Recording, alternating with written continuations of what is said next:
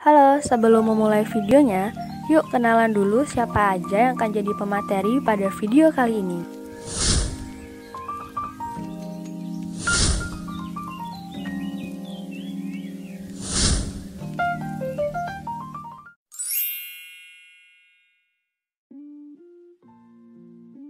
Basidiomycota adalah jamur multiseluler yang hifanya bersekat. Hifa generatifnya terdapat dalam substrat, misalnya pada kulit kayu, tanah, dan serasah daun. Sedangkan jaringan hifa generatif jamur ini ada yang membentuk tubuh buah dan ada yang tidak membentuk tubuh buah yang biasa disebut basidiokap. Basidiokap berukuran makroskopis sehingga dapat diamati bentuknya. Adapun macam-macam bentuk dari basidiokap, yaitu ada yang berbentuk payung, kuping, bulat, ataupun setengah lingkaran.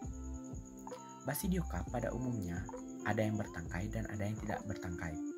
Pada bagian bawah tudung basidiokap terdapat lembaran-lembaran. Pada lembaran ini banyak terdapat basidium yang akan menghasilkan spora basidium atau spora generatif. Habitat jamur Basidiomycota umumnya hidup sebagai sporofit pada sisa-sisa makhluk hidup. Misalnya, pada serasah daun di tanah, merang padi, ataupun batang pohon yang sudah mati. Jamur yang parasit hidup pada inangnya, misalnya pada tumbuhan dan manusia. Adapun beberapa jenis jamur Basidiomycota yang dapat bersimbiosis dengan akar tumbuhan, membentuk mikoriza. Klasifikasi Basidiomycota. Filum Basidiomycota dibagi ke dalam 3 kelompok utama, yakni yang pertama Urediniomycetes, yang kedua Hemanomycetes, dan yang terakhir Ustilaginomycetes. Jamur Basidiomycota dibagi menjadi Homobasidiomycotina atau jamur yang sebenarnya dan Heterobasidiomycetes. Jamur Homobasidiomycotina dibagi menjadi 3 subkelas, yakni yang pertama Hemanomycetes, merupakan kelas terbesar dari Basidiomycota, menghasilkan spora pada permukaan terbuka dan melepaskan spora tersebut secara bertahap melalui struktur seperti pori-pori atau insang. Contohnya adalah Agaricus dari ordo Gracilales. Berikut ini adalah klasifikasi dari spesies Agaricus. Kelas kedua yakni Gasteromycetes, menghasilkan spora pada permukaan tersembunyi. Spora tersebut dilepaskan sesaat setelah penutupnya pecah. Jamur ini menghasilkan basidiospora dalam basidiomata mereka, di mana spora benar-benar tertutup atau setidaknya merupakan bagian dari perkembangan mereka. Morfologi gasteroid basidioma telah berevolusi beberapa kali dalam Basidiomycetes. Contohnya adalah puffball atau Lycoperdon perantum dari ordo Lycoperdales. Berikut ini adalah klasifikasi dari spesies Lycoperdon perantum. Subfilum terakhir yakni Heterobasidiomycetes, menghasilkan spora di ujung. Mekanisme perkembangan jamur terus berlanjut untuk menjamin pembebasan spora yang efisien. Contohnya meliputi jelly fungi atau Termella fuciformis dari ordo Termellales. Berikut ini adalah klasifikasi dari spesies Termella fuciformis.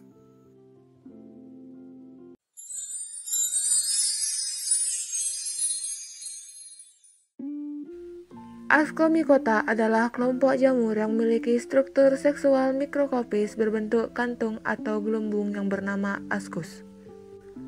Di dalam ascus terbentuklah spora non-motil yang bernama ascospora selama reproduksi seksual. Secara sederhana, jamur Ascomycota adalah jamur yang mempunyai ascus. Habitat Ascomycota ada di dalam tanah, laut, maupun pada tumbuhan. Ascomycota juga dapat ditemukan pada sisa-sisa makanan. Ascomycota dapat bersifat saprofit maupun parasit. Dengan berdasarkan sifatnya yang saprofit, maka pada jenis ini dapat ditemukan pada sisa-sisa makanan yang telah membusuk. Namun, sedangkan pada jamur Ascomycota yang bersifat parasit, yang mana dapat menyebabkan penyakit pada manusia serta hewan. Pada dasarnya, dari semua spesies jamur Ascomycota hidup pada lumut kerak. Ascomycota biasanya bersimbiosis bersama ganggang. Klasifikasi Ascomycota.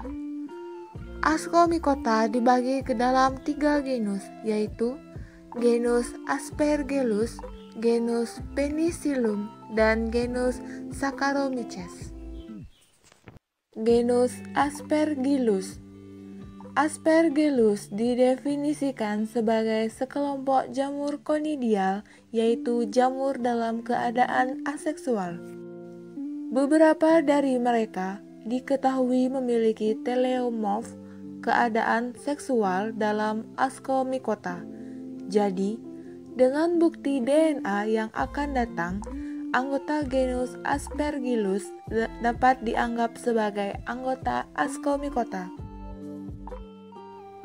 Penicillium adalah genus dari fungi Ascomycota yang sangat penting dalam lingkungan alam serta produksi makanan dan obat. Beberapa anggota dari genus menghasilkan penisilin, molekul yang digunakan sebagai antibiotik yang membunuh atau menghentikan pertumbuhan beberapa jenis bakteri di dalam tubuh. Spesies lain digunakan dalam pembuatan keju.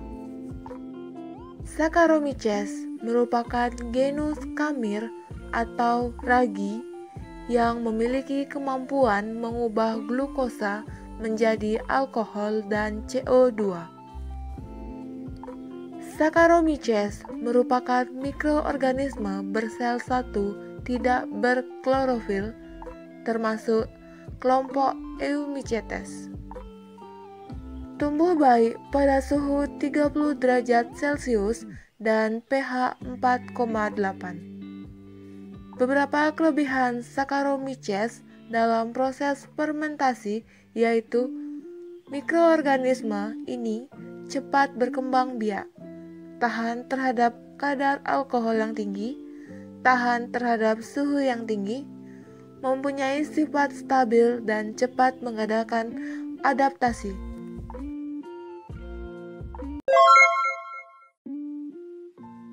Siklus hidup Basidiomycota dimulai dari spora Basidium atau Conidium yang tumbuh menjadi hifa yang bersekat dengan satu inti atau monokaryotik.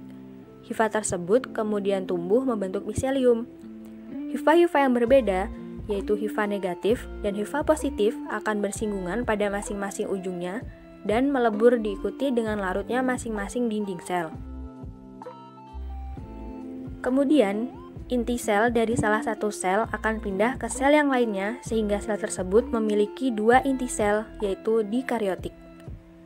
Sel dikaryotik tersebut akhirnya tumbuh menjadi miselium dikaryotik dan selanjutnya tumbuh menjadi tubuh buah atau basidiokarp. Basidiokarp memiliki bentuk seperti payung. Pada bagian bawahnya terdapat basidium yang terletak pada lembaran-lembaran atau lamela. Masing-masing basidium memiliki dua inti. Kemudian, dua inti tersebut mengalami meiosis dan akhirnya membentuk 4 inti haploid.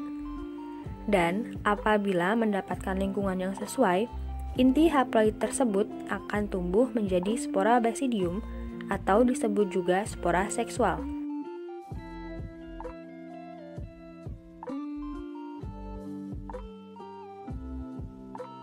Siklus hidup Ascomycota dimulai dari Ascospora yang tumbuh menjadi benang atau hifa yang bercabang-cabang. Kemudian, salah satu dari beberapa sel pada ujung hifa akan berdiferensiasi menjadi Ascogonium yang ukurannya lebih besar daripada hifa biasa. Sedangkan, ujung hifa yang lainnya membentuk Antheridium. Antheridium dan Ascogonium tersebut letaknya berdekatan dan memiliki sejumlah inti yang haploid. Pada Ascogonium, tumbuh trikogin yang menghubungkan Ascogonium dengan Antheridium. Melalui trikogin ini, inti dari Antheridium pindah ke Ascogonium dan berpasangan dengan inti pada Ascogonium. Selanjutnya, pada Ascogonium tumbuh sejumlah hifa yang disebut hifa Ascogonium. Inti-inti akan membelah secara mitosis dan tetap berpasangan. hifa ascogonium tumbuh membentuk septa bercabang. Bagian ascogonium berinti banyak, sedangkan pada bagian ujungnya berinti 2. Bagian ujung inilah yang akan tumbuh menjadi bakal askus. Hifa ascogonium ini kemudian berkembang disertai pertumbuhan miselium vegetatif yang kompak untuk membentuk tubuh buah. 2 inti pada bakal askus membentuk inti diploid yang kemudian membelah secara meiosis untuk menghasilkan 8 spora askus atau ascospora. Apabila ascospora tersebut jatuh pada lingkungan yang sesuai, maka ia akan tumbuh membentuk hifa atau miselium yang baru.